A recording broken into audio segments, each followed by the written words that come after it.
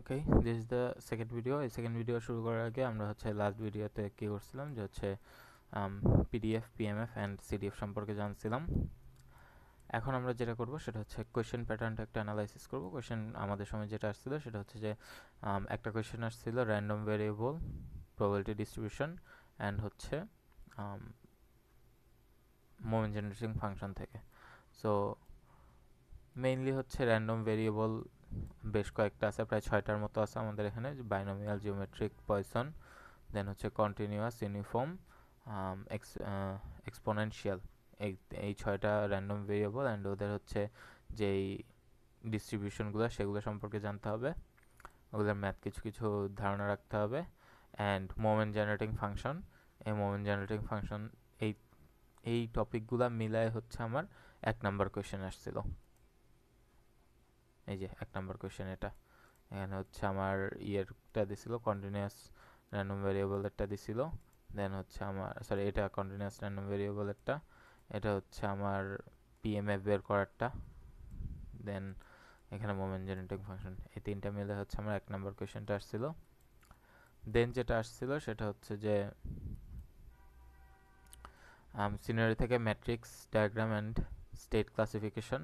So একটা scenario দিয়ে দিছিল, ওই সিনারিও থেকে আমার ম্যাট্রিক্স ডায়াগ্রাম আঁকতে হয়েছিল। দেন স্টেট, কোন স্টেট এগুলা সেগুলোর ক্লাসিফাই করতে হয়েছিল। দেন ডায়াগ্রামের পিক থেকে absorption probability, mean hitting time, max hitting, sorry, mean hitting time and আরেকটা জিনিস আসছিল এইটা ডায়াগ্রাম থেকে mean hitting time, absorption probability and mean return time, এগুলো আসছিল। দেন স্টেডি স্টেপ প্রবাবিলিটি আসছিল। সো স্টেডি স্টেপ প্রবাবিলিটি আমাকে এটা দিয়ে দিবে, সো এখান থেকে লিমিটিং প্রবাবিলিটি অথবা steady step probability, Markov chain, এগুলা হচ্ছে এরগোডিক ফাংশন, এগুলা অ্যাপ্লাই করতে হবে। আচ্ছা, সো এই ছিল একটা ওভারভিউ। এখন আমরা যেটা করবো সেটা হচ্ছে যে একটা বা দুইটা ভিডিওতে হচ্ছে এই র্যান্ডম ভ্যারিয়েবল সম্পর্কে জানবো, দেন মোমেন্ট জেনারেটিং ফাংশন অ্যান্ড হচ্ছে এই কোয়েশ্চেনটা সলভ করবো সিটি 1। দেন আমরা হচ্ছে এই পাশে স্টকাস্টিক্সে চলে যাব। First of all, binomial random ভেরিয়েবলের ক্ষেত্রে সবচেয়ে ইম্পর্টেন্ট যে কথাটা সেটা হচ্ছে যে নাম্বার অফ ফিক্সড ট্রায়াল থাকবে। অবশ্যই একটা নাম্বার অফ ফিক্সড ট্রায়াল দিয়ে দিবে। অ্যান্ড এইটার ক্ষেত্রে হচ্ছে গিভেন প্যারামিটার দুইটা থাকে, একটা হচ্ছে এন, যেটা বললাম নাম্বার অফ ফিক্সড ট্রায়ালস, এটা দিয়ে দেওয়া থাকে। অ্যান্ড আমার সাকসেস হওয়ার প্রবাবিলিটিটা দিয়ে দেওয়া থাকে, এটা হচ্ছে প্রবাবিলিটি অফ সাকসেস। এই দুইটা জিনিস গিভেন থাকবে।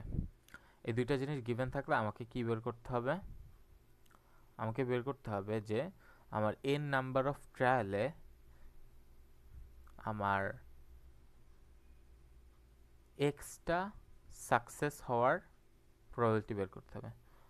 আমার এনটা ট্রায়ালের মধ্যে এক্সটা সাকসেস হওয়ার প্রবাবিলিটিটা আমাকে বের করতে হবে। সেটা হচ্ছে P of x is equals two NC x into P to the power x into 1 - P to the power N minus x. আচ্ছা, সো এটা কী কী বললাম যে আমাকে হচ্ছে একটা নাম্বার অফ ট্রায়াল দিয়ে দিবে অ্যান্ড একটা প্রবাবিলিটি দিয়ে দিবে, প্রবাবিলিটি অফ সাকসেস দিয়ে দিবে। অ্যান্ড আমাকে বের করতে হবে ওই এনটা ট্রায়ালের মধ্যে কয়টা আমার মানে কয়টা সাকসেস হওয়ার প্রবাবিলিটিটা সেটা বের করতে হবে। যেমন এখানে এক্সট্রা সাকসেস হওয়ার প্রবাবিলিটি বের করতে হবে। এখানে এক্সগুলারে আবার হচ্ছে আই হিসেবে লিখছে, স্যারের ইচ্ছা করছে, প্যারা নেই। সো আমরা যদি ফার্স্ট কোয়েশ্চেনটা দেখি তাইলে আমরা অনেকখানি ক্লিয়ার হয়ে যাব। ফার্স্ট কোয়েশ্চেনে বলছে a test has 20% chance of detecting a rare disease. মানে আমার প্রবাবিলিটি অফ সাকসেস হচ্ছে 0.2। এই যে probability of success P is equals to হচ্ছে 0.2, এটা দিয়ে দিছে আমাকে। আর এখানে আরেকটা কথা বলছে যে if 8 independent tests are run, তার মানে কি আমার n ইজ ইকুয়ালস টু 8, আমার নাম্বার অফ ট্রায়াল সমান সমান কত? 8, n is equals two 8। Run, what is the probability that at least one test detects the disease? What is the probability that at least one test detects the disease? এইটাই আমাকে বের করতে হবে। এই যে এই জিনিসটা আমাকে মাথায় রাখতে হবে যে কোয়েশ্চেনটা কেমন আসে যে অ্যাট লিস্ট আমার 8টা টেস্ট হয়েছে, 8টা ট্রায়াল হয়েছে, এর মধ্যে অ্যাটলিস্ট একটা বা অ্যাটলিস্ট এক্সট্রা আর কি বা একটা টেস্ট ডিটেক্ট ডিজিজ মানে কি, মানে এটা আমার সাকসেস হয়েছে, একটা টেস্ট সাকসেস হওয়ার প্রবাবিলিটিটা আমার বের করতে হবে। তো আমি কি করব, জাস্ট আমার সূত্রে বসাই দেবো। এটা কি, এটা হচ্ছে তাহলে আমার এক্স বা আই এর মান। সো আমার এক্স ইজ ইকুয়ালস টু কত, 1, এটা দিয়ে দিছে। সো এক্স এর মানও পাইছি, এন এর মানও পাইছি, পি এর মানও পাইছি। আমাকে জাস্ট কোয়েশ্চেন দেখতে হবে, কোয়েশ্চেন দেখে এই তিনটা জিনিস বের করে নিতে হবে। আমার পি আর এন হচ্ছে আমার গিভেন প্যারামিটার, আর এইটার প্রবাবিলিটিটা আমাকে বের করতে হবে। সো এটাও আমাকে ফাইন্ড আউট করছি আমি। আর আমি কী করবো, জাস্ট সূত্র বসাই দেবো, পি অফ 1, এই যে এক্স এর মান বসাইলাম বা আই এর মান বসাইলাম, যেটাই বলি, 1 is equals two 8c1 into 0.2, এটা হচ্ছে probability of success, two the power 1 into 1 minus 0.2। এটা আসলে আমাকে হচ্ছে প্রবাবিলিটি অফ আনসাকসেস বা সাকসেস না হওয়ার প্রবাবিলিটিটা মিন করতেছে, 1 minus 0.2 two the power 8 minus 1 is equals two, যেটা আসবে সেটাই হচ্ছে আমার অ্যাটলিস্ট একটা টেস্ট সফল হওয়ার বা সাকসেস হওয়ার প্রবাবিলিটিটা মিন করবে। আচ্ছা, সো এই ফার্স্ট কোয়েশ্চেনটা মোটামুটি ইজি। এটার মেইনলি যে প্রবলেমটা হয় সেটা হচ্ছে সেকেন্ড কোয়েশ্চেনে গিয়ে আর কি প্রবলেমটা হয়। সেকেন্ড কোয়েশ্চেনটা একটু তুলনামূলক হার্ড। সো সেকেন্ড কোয়েশ্চেনে কি বলছে একটু ঠান্ডা মাথায় বুঝে ট্রাই করি, যে suppose that an aeroplane engine will fail when in flight with the probability of 1 minus p independently for engine to engine। মানে আমার প্রত্যেকটা ইঞ্জিনের সেপারেটভাবে ফেল হওয়ার প্রবাবিলিটি হচ্ছে 1 মাইনাস পি, তার মানে সাকসেস হওয়ার প্রবাবিলিটি হচ্ছে পি, এটা বোঝা যাচ্ছে। আচ্ছা, suppose that an aeroplane will make a successful flight if at least 50% of its engine remain operative.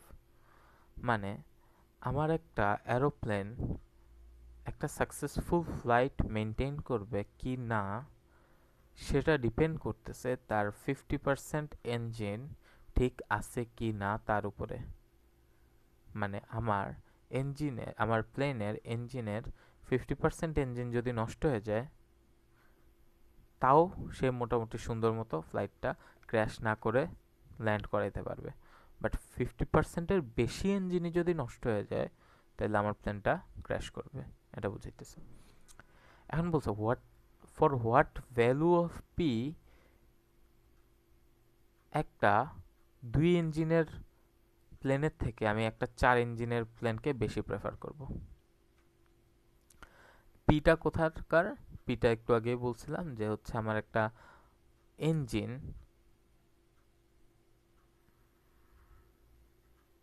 Fail না হওয়ার প্রবাবিলিটি বা হচ্ছে সাকসেস হওয়ার, একটা ইঞ্জিন সাকসেসফুলি ফুল ফ্লাইট রান করার প্রবাবিলিটি হচ্ছে পি। এখন আমাকে বলছে যে একটা ইঞ্জিনে মানে এগুলো কিন্তু প্রত্যেকটা ইন্ডিভিজুয়াল ইঞ্জিনের কথা আলাদা আলাদা। সো এক একটা ইঞ্জিনের প্রবাবিলিটি কত হইলে আমি, মানে সাকসেস হওয়ার প্রবাবিলিটি কত হইলে আমি বলবো যে একটা 2 ইঞ্জিনের প্লেনের থেকে 4 ইঞ্জিনের প্লেন বেটার। আচ্ছা, সো মোটামুটি ইয়েটা বুঝা গেলে আমি যদি এখন এখানে আসি, সো আমাকে বলতেছে যে 2 ইঞ্জিনের প্লেন আর হচ্ছে 4 ইঞ্জিনের প্লেন। যদি আমরা ওই 50%-এর কথাটা রিক্যাপ করি, তাহলে আমি জানি যে 2 ইঞ্জিনের প্লেনের অ্যাটলিস্ট একটা ইঞ্জিন ভালো থাকতে হবে, আর 4 ইঞ্জিনের প্লেনের অ্যাটলিস্ট 2টা ইঞ্জিন ভালো থাকতে হবে। যদি 2 ইঞ্জিনের প্লেনে একটার থেকে কমে যায় ইঞ্জিন, তাহলে তো অবশ্যই প্লেনটা ক্র্যাশ করবে। আর 4 ইঞ্জিনের প্লেনে যদি 2টার থেকে কমে যায়, মানে একটা ইঞ্জিন যদি ভালো থাকে, তাও প্লেনটা ক্র্যাশ করবে। সো আমাকে আসলে ফ্লাইটটা সাকসেস হওয়ার প্রবাবিলিটিটা বের করতে হবে, তাই না? তো ফ্লাইট সাকসেসফুলি হওয়ার জন্য আমাকে কি করতে হবে, এক্স ইজ গ্রেটার দেন বা হচ্ছে engine is greater than 1, number of engine, X এখানে নাম্বার অফ ইঞ্জিন বোঝাচ্ছে, X is equals to number of engine, number of ইঞ্জিনসকে বোঝাচ্ছে। সো নাম্বার অফ ইঞ্জিন একের থেকে বেশি হওয়ার প্রবাবিলিটি কত আমার, সেটা আর কি বের করতে হবে। সো একের থেকে বেশি মানে কি, এক আর দুই। আমার তো দুই ইঞ্জিনের ফ্লাইটে তো হচ্ছে, এটা কিন্তু দুই ইঞ্জিন নিয়ে আমরা কাজ করতেছি। তো দুই ইঞ্জিনে দুইটার থেকে তো বেশি ইঞ্জিন হবে না। সো এক আর দুই, একের থেকে বেশি মানে এক আর দুই। সো আমার প্রবাবিলিটি অফ ওয়ান আর প্রবাবিলিটি অফ টু বের করতে হবে। আর আমি কী করবো, আমার যে সূত্রটা আছে এনসি ওয়ান, মানে হ্যাঁ, NCI into P to the power I into one minus P to the power N minus I. So এটাতে জাস্ট পি অফ ওয়ান আর পি, এটাতে মান বসায় পি অফ ওয়ান আর পি অফ টু এর মান বের করবো। এরকম পি পি দিয়েই বের করবো, বের করলে এই ইকুয়েশনটা পাবো। ভালো কথা। সেমভাবে আমি এখন কই যাব, চার ইঞ্জিনেরটায় যাব। চার ইঞ্জিনেরটার ক্ষেত্রে আমার একের থেকে, সরি, দুইয়ের থেকে বেশি হইতে হবে। তাইলে P of x is greater than or equal to, greater than or equal to মানে কি দুই, তিন আর চার, যেহেতু চার ইঞ্জিনের। সো দুই, তিন আর চারের জন্য আমি কি করব, বের করব। এটা বের করলাম এভাবে ম্যাথ করে করে করে করে করে করে করে এই ইকুয়েশনটা বের হইল।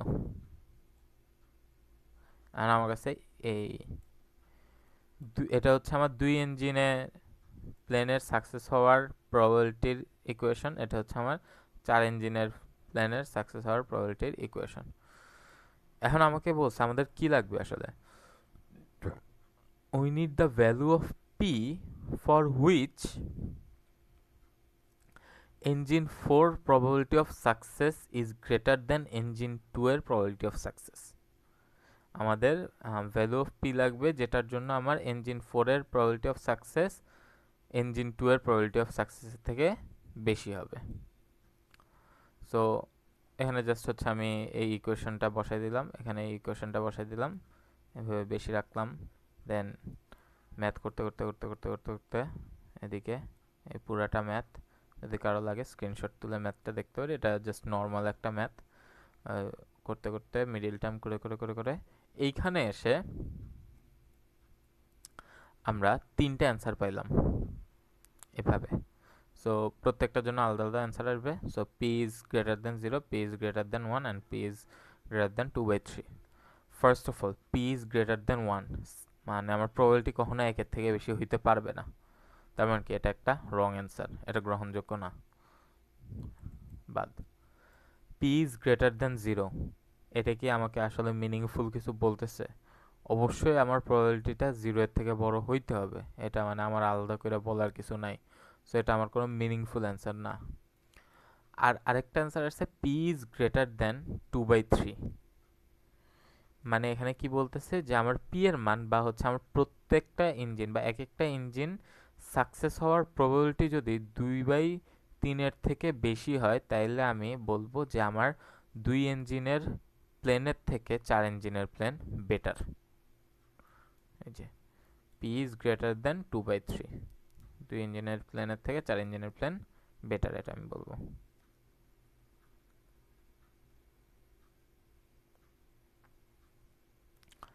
সো এটাই ছিল মেইনলি অঙ্কটা। আমরা এই অঙ্কটা কি করলাম যে হচ্ছে দুই ইঞ্জিনের জন্য আমরা প্রবাবিলিটি অফ সাকসেস বের করলাম, চার ইঞ্জিনের জন্য প্রবাবিলিটি অফ সাকসেস বের করলাম। এখন পি এর মান কত হইলে চার ইঞ্জিনের প্রবাবিলিটি অফ সাকসেস দুই ইঞ্জিনের প্রবাবিলিটি অফ সাকসেসের থেকে বেশি হবে। সো এটা জাস্ট ম্যাথ করে বের করলাম, তিনটা অ্যান্সার আসছে, এর মধ্যে দুইটা গ্রহণযোগ্য না, একটা হচ্ছে গ্রহণযোগ্য, যেটা কিনা আমাদের অ্যান্সার। এটা ছিল আমাদের বাইনোমিয়াল। এখন আমরা চলে যাব জিওমেট্রিকে।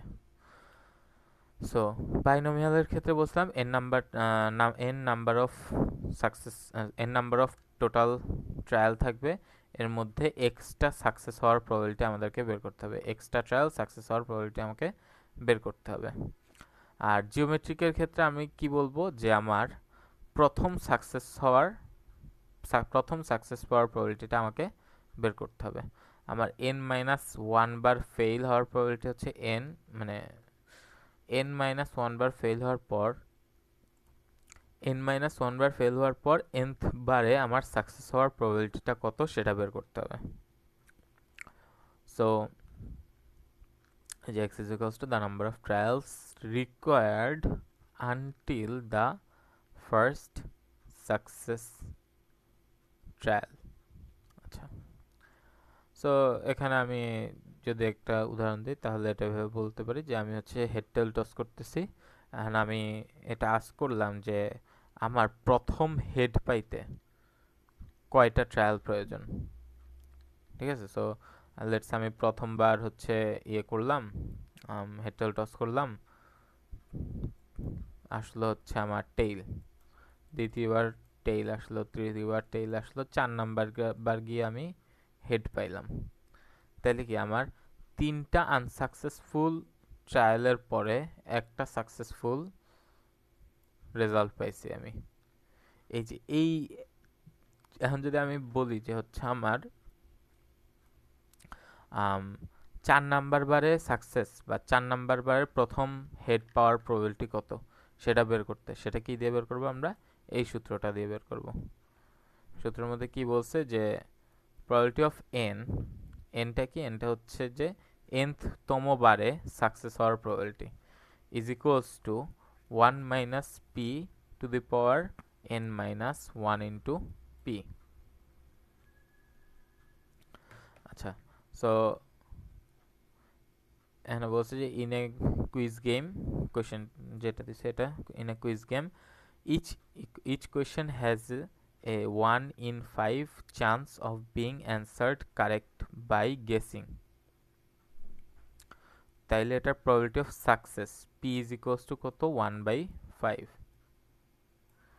P is equals to 1/5, 1 in 5 যেহেতু বলছে। The question are asked 1 by 1, অবশ্যই অনেকগুলো কোয়েশ্চেন করবে, একটা একটা করে কোয়েশ্চেন করতে থাকবে until the player Gates the first correct answer. যতক্ষণ পর্যন্ত না সে ফার্স্ট কারেক্ট অ্যান্সার দিবে সে ততক্ষণ পর্যন্ত কোয়েশ্চেন আস্ক করে যেতে থাকবে।